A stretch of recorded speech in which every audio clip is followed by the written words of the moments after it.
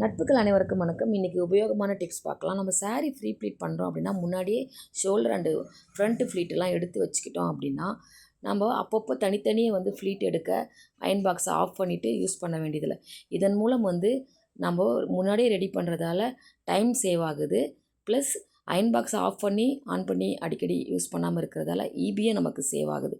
Plus இன்னொரு tips என்ன அப்படின்னா, நம்ம அயன் பாக்ஸ் வாட்டர் ஊற்றியோ இல்லை நார்மல் அயன் பாக்ஸோ நம்ம பயன்படுத்துகிறோம்.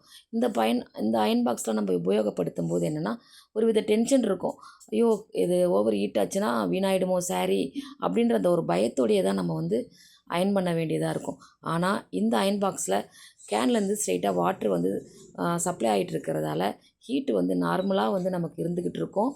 எந்தவித பயமும் இல்லாமல் சேதமும் இல்லாமல் நம்ம சாரியை அயன் பண்ணி முடிக்கலாம்.